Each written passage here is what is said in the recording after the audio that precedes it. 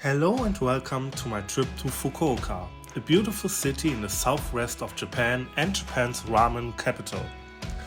For me, it was a short trip, so for all of you who want to see as much as you can in a short amount of time, let's find out how to spend 24 hours in Fukuoka.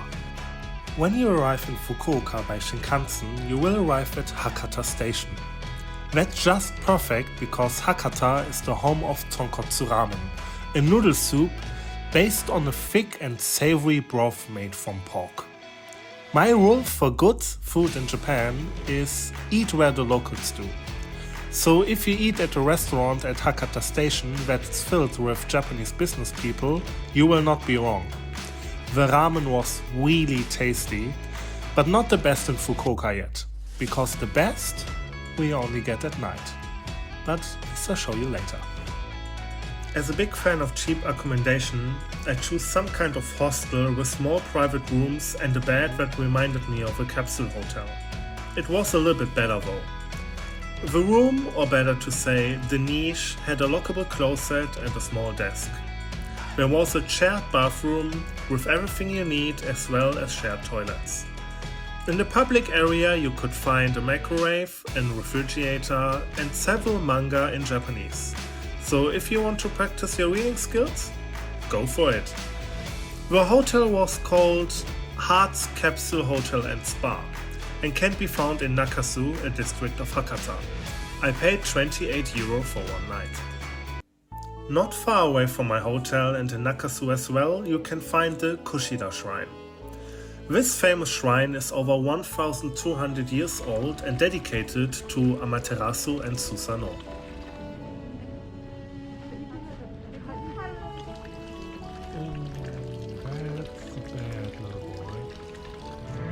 My next stop was the Team Lab Forest Fukuoka. This art installation is made by the same famous art collective that made Team Lab Planets and Team Lab Borderless in Tokyo, as well as many other projects. Team Lab Forest is very unique because the first room is like a 3D Pokemon Go game with real animals. It was really fun. But the other rooms were really interesting as well. And the best part, it wasn't crowded because it's not in Tokyo. So a perfect match for the late afternoon.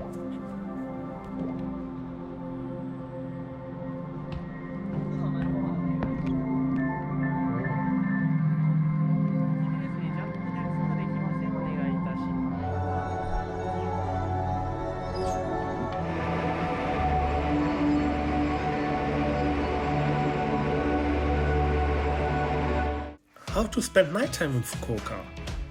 Head to the area between Akasaka Station and Tenjin Station. Here you find many restaurants, bars and great people. I went out alone and step by step we built a great international group including Japanese people. It was so much fun. You are in Fukuoka? Go out at night. It's worth it. And after a long night out, it's finally time for the world's best ramen. Going back to Nakasu, you can easily work here from Tenjin. You find every night directly at Naka River the famous Yatai food stalls. Here you get all kinds of freshly made local food, have good drinks and conversations with the locals. But most important, the real OG Hakata ramen. And they are the GOAT. They are so fucking good. Being in Fukuoka and not having these ramen would be a crime. I think I have to come here once a year now, or maybe more often. Sorry by the way, in the video a lot of the food stalls are closed already.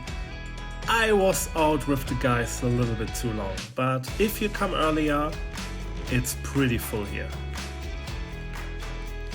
After an amazing night and a little bit of sleep, I started the day with a healthy breakfast. But what comes after breakfast? What is the perfect way to spend an early morning in Fukuoka? My tip, Ohori Park. This beautiful park is the perfect place to enjoy a morning walk and have a coffee. The park has a big pond inside with small islands in its middle that are connected by beautiful bridges.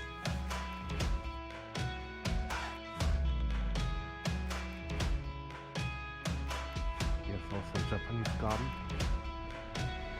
And the Fukuoka Art Museum you'll find here as well. In the morning, many sport clubs are doing running training here. Even young children. It's really motivating. Next we head to the seaside to see the famous Fukuoka Tower. This is Fukuoka Tower. With 234 meters, it is the tallest seaside tower in Japan and the phallus symbol of Fukuoka.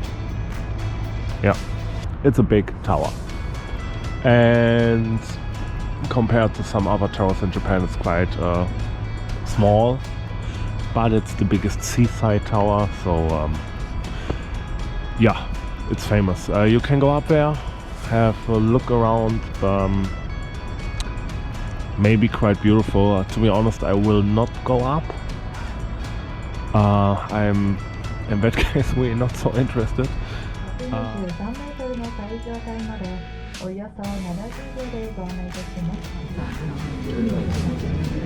And Sarah went up anyways. What a douche.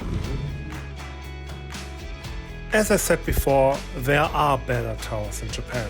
Anyways, the view is really beautiful. If you have some time, you can do it, but it's definitely no must-have.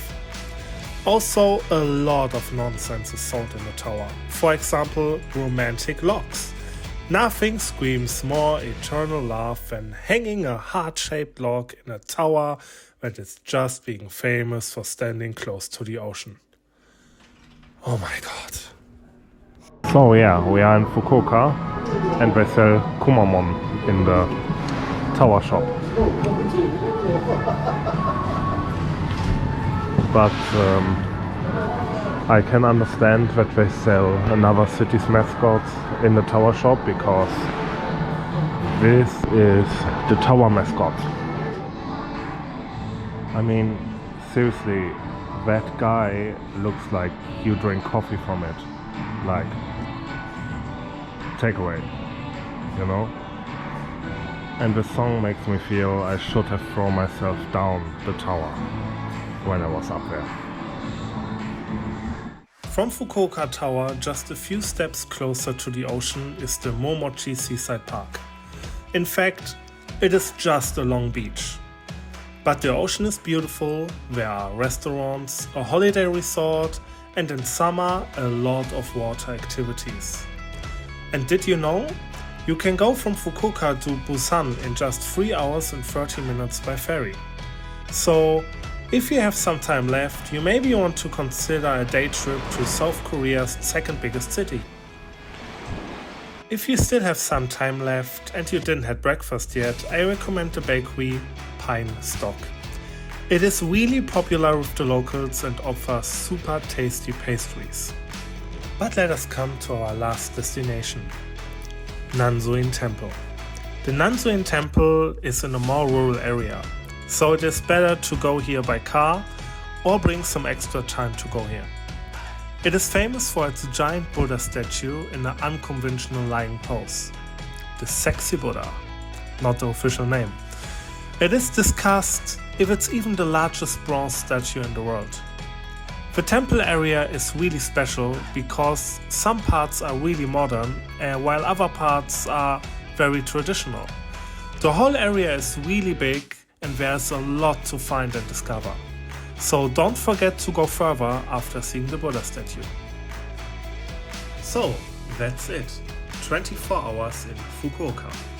We hope you enjoyed the video and could find some inspiration for your next trip. We would be happy if you would follow us or comment our video. Thank you for watching and see you next time.